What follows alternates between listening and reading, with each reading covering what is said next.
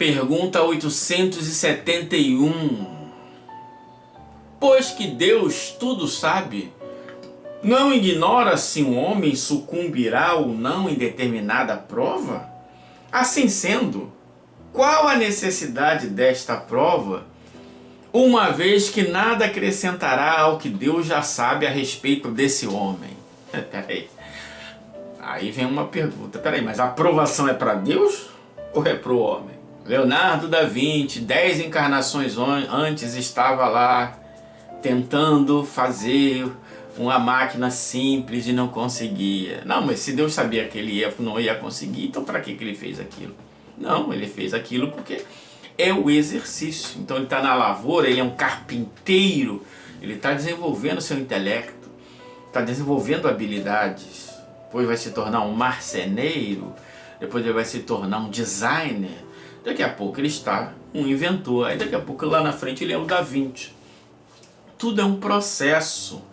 A gente tira um retrato de uma encarnação, que é o que os materialistas fazem, porque eles são materialistas, logo, morreu, acabou, então a vida deles é aquele retrato, a análise deles está circunscrito àquele retrato, então para ele aquilo não faz sentido nenhum. Mas será que é assim? Vamos à resposta. Isso equivale a perguntar: por que Deus não criou o homem perfeito e acabado? Por que passa o homem pela infância antes de chegar à condição de adulto? Aquilo, né? Gente, tudo é um processo. Se é um processo, é necessário que você passe pela circunstância de sair de casa atrasado e o ônibus não parar para você. Você está aprendendo. Quando você sai de casa, esquece o guarda-chuva e chove, você está aprendendo. Tudo a gente aprende, tudo resume em elementos em que nós vamos incorporando a nosso ser para que cheguemos à perfeição. E a perfeição é o conhecimento, é o preenchimento, é a plenitude de todos os conhecimentos e todos os desenvolvimentos que são possíveis à criatura. Então, é uma soma infinito potencial de coisas que vão nos levar à perfeição. Então, quando você está selando uma carta, quando você está fazendo arroz, quando você está sentado vendo telenovela, tudo são circunstâncias que estão agregando conhecimento para a sua vida, que vai culminar num futuro distante na perfeição dos seres criados. Simples assim. A prova não tem por fim dar a Deus esclarecimento sobre o homem, pois que Deus sabe perfeitamente o que ele vale, mas dar ao homem toda a responsabilidade de sua ação, uma vez que tem a liberdade de fazer ou não fazer, dotado da faculdade de escolher entre o bem e o mal, a prova tem por efeito pô-lo em luta com as tentações do mal e conferir-lhe todo o mérito da resistência. Ora, conquanto saiba de antemão se ele sairá bem ou não, Deus não pode, em sua justiça, punir nem recompensar por um ato que ainda não foi praticado. E Deus sabe que aquela decepção, que aquela vitória, que aquela ação indiferente, que aquele dia que não acrescentou nada na sua vida, que aquela existência que não acrescentou nada na sua vida, entre aspas, formam um conjunto que vão chegar a somatório de todos os conjuntos que vão te levar à perfeição. Deus sabe. Essa é a diferença. Por isso que ele é a supermente. É a causa primeira de todas as coisas, a inteligência suprema. Por quê?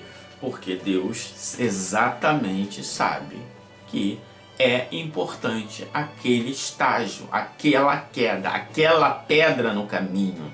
No meio do caminho tinha uma pedra, e aquela pedra foi necessária. Talvez ele tropece em 500 pedras e vai dizer que a última pedra foi a pedra que o despertou. Mas na verdade, todas as pedras contribuíram. É aquilo que eu falo. Uma pessoa passa 10 anos tentando aprender cálculo diferencial.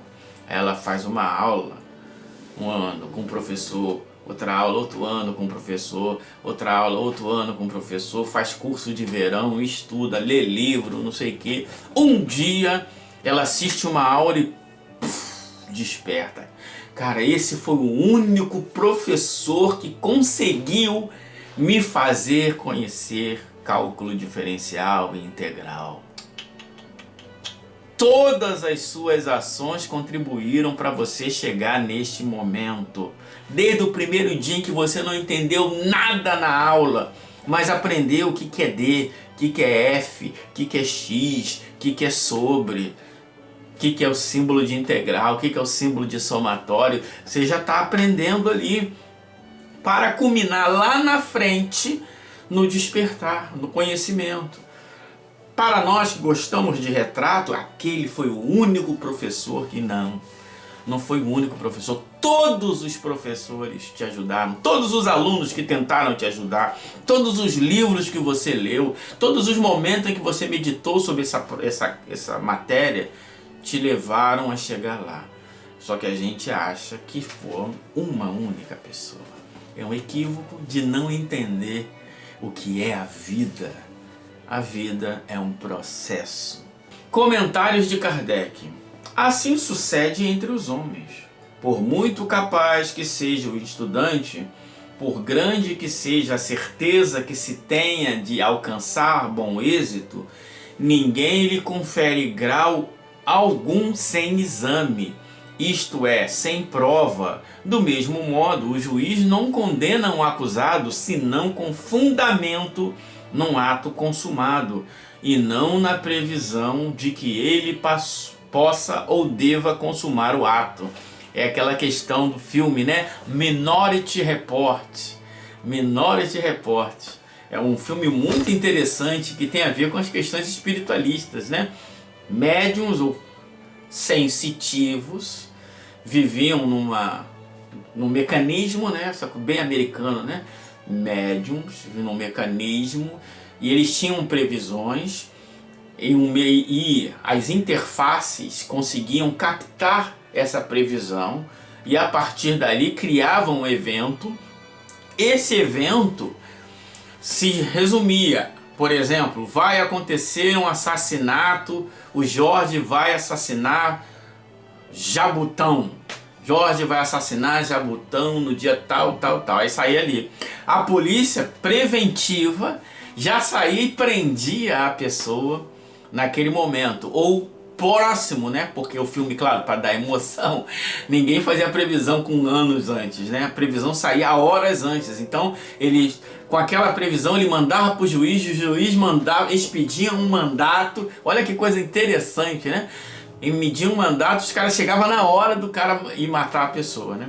Mas pela lei de liberdade, mesmo ele com a arma na mão, e foi provado isso no filme, mesmo com a arma na mão, ele pode escolher não puxar o gatilho, né?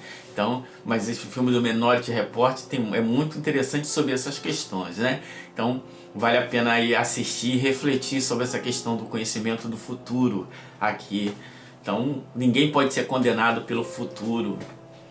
Não, você não vai, eu sei que você não vai estudar. Imagina, você é professor, você sabe que aquela pessoa é preguiçosa. No primeiro dia de aula, não, pode ir embora, que eu sei que você não vai querer, vai ficar conversando aí, vai repetir de aula. Pode ir embora, Diana, pode ir embora.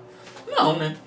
A nossa função é ensinar, dar o melhor que a gente pode. A vida tem essa função de dar o melhor que ela pode, distrair de nós o máximo que puder. E aquela extração vai servir de base para a próxima vida, que vai extrair mais ainda, e assim vai, até o somatório de todas as informações que nós chamamos de perfeição espiritual. Continua Kardec: quanto mais se reflete nas consequências que teriam para o homem o conhecimento do futuro, melhor se vê quanto foi sábia a providência em lhe ocultar. A certeza de um acontecimento venturoso o lançaria na inação. A de um acontecimento infeliz o encheria de desânimo. Em ambos os casos, suas forças ficariam paralisadas. Daí, o não lhe ser mostrado o futuro, senão com a meta que lhe cumpre atingir por seus esforços, mas ignorando os trâmites, porque terá de passar para alcançá-la. O conhecimento de todos os incidentes da jornada lhe tolheria a iniciativa e o uso do livre-arbítrio, se ele deixaria de resvalar pelo declive fatal dos acontecimentos sem exercer suas faculdades. Quando a realização de uma coisa está assegurada, ninguém mais com ela se preocupa, né? Olha lá, agora vai ter o jogo, qual o melhor time da época? Sei lá, PSV.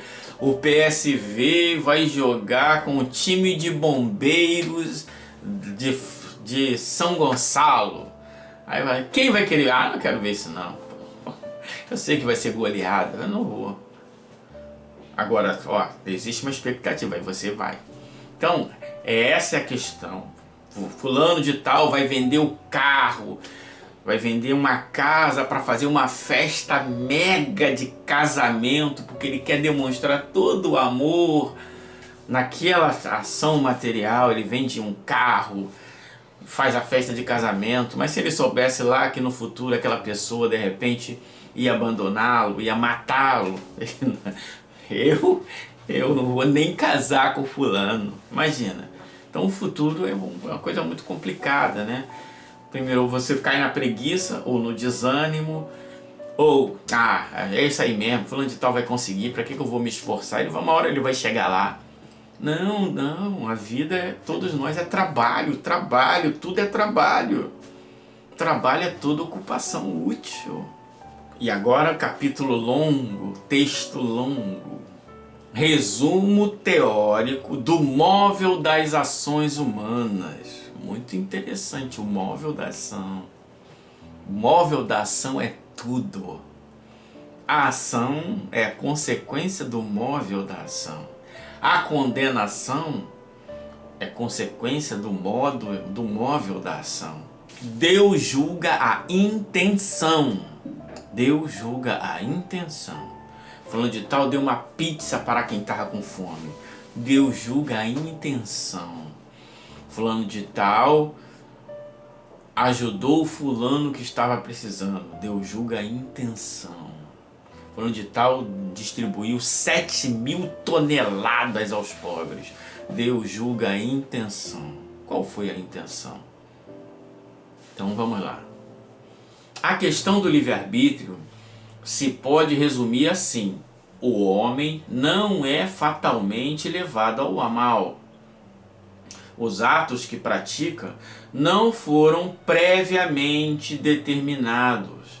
Os crimes que comete não resultam de uma sentença do destino. Ele pode, por prova e por expiação, escolher uma existência em que seja incitado ao crime, pelo meio onde se ache colocado, quer pelas circunstâncias que sobrevenham, mas sempre será livre de agir ou de não agir. As circunstâncias podem influenciar de uma forma brutal, quase que fatal, mas o homem ainda detém a liberdade. Por exemplo, uma pessoa que encarna em uma família de políticos corruptos. Ele é levado à política. A sua circunstância, enquanto a sua circunstância social está difícil, ele está devendo por outras circunstâncias, e se oferece a ele a possibilidade de uma corrupção. Ele tem a casa para sustentar, ele tem os filhos para sustentar, ele tem uma estrutura que o favorece, tudo está ali apontando para que ele aceite. De modo geral, estatisticamente, no mundo de provas e expiações, ele vai aceitar. Mas a lei de liberdade lhe permite escolher não aceitar. Essa é a questão que a gente não pode abrir mão. Sem isso, a lei de liberdade morre. E aí vamos para o materialismo, o pré-determinismo, né? O determinismo material. Não. Assim, o livre-arbítrio existe para ele, quando no estado de espírito, ao fazer a escolha da existência e das provas e, como encarnado, na faculdade de ceder ou resistir aos arrastamentos a que todos nós nos submetemos voluntariamente, cabe à educação combater essas más tendências. Ela terá êxito nesse combate quando se basear no estudo aprofundado da moral. Então, a moral que vai ajudar você a se afastar das boas e das más tendências. Chegar-se-á a modificá-la como se modifica a inteligência pela instrução e o temperamento pela higiene. Então, podemos malear, né? Assim, na maleabilidade, podemos fazer com que a pessoa se desenvolva moralmente. Desprendido da matéria e no estado de erraticidade, o espírito procede à escolha de suas futuras existências corporais, de acordo com o grau de perfeição a que acha chegado. E é nisso, como dissemos, que consiste sobretudo o seu livre-arbítrio. Essa liberdade em encarnação não a anula.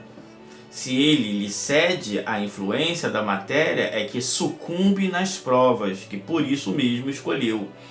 Para ter quem o ajude a vencê-las, concedido-lhe é invocar a assistência de Deus e dos bons espíritos. Então aqui temos duas camadas de liberdade, né? Primeiro, na liberdade da escolha da encarnação. Eu quero a prova da tentação do vício. Então eu escolhi estar em uma família viciosa, em um ambiente vicioso, cercado de vício. Então já é uma escolha. E se ele sucumbe? Enquanto espírito, ele já escolheu. Enquanto homem, ele ainda tem o livre-arbítrio de não escolher. Só que enquanto homem, as circunstâncias estão bem mais fechadas, porque ele não tem conhecimento pleno do que é a vida. Mesmo assim, no limite do limite, ele tem a liberdade de escolher não ser uma pessoa viciada.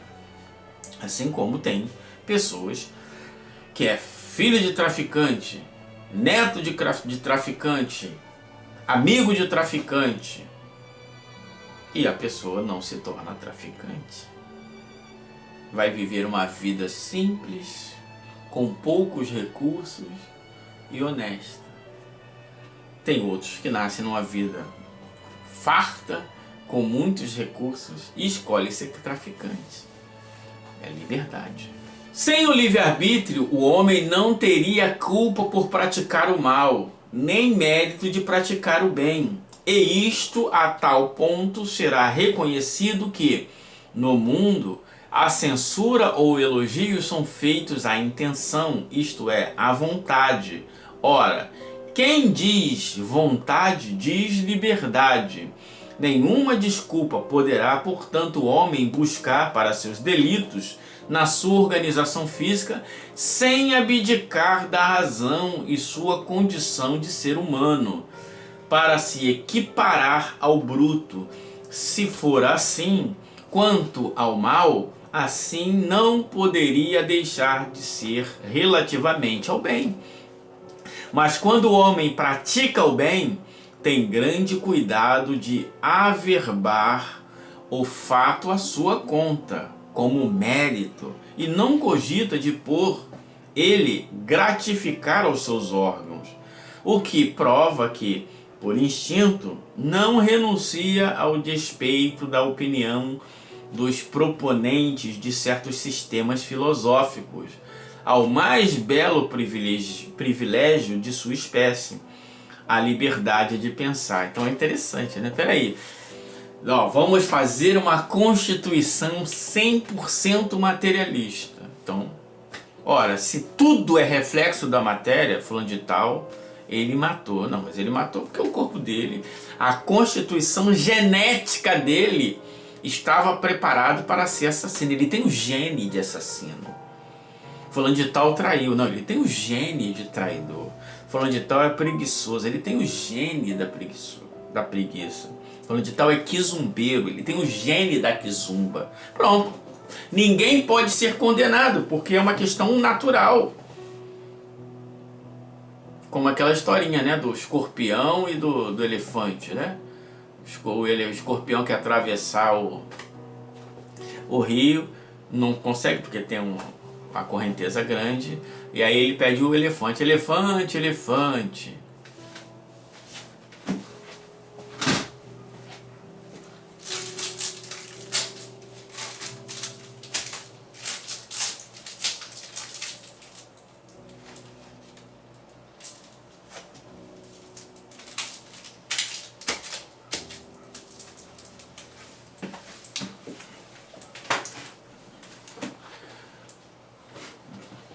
Me coloca nas suas costas para eu atravessar o rio, o elefante. Não, você vai me picar.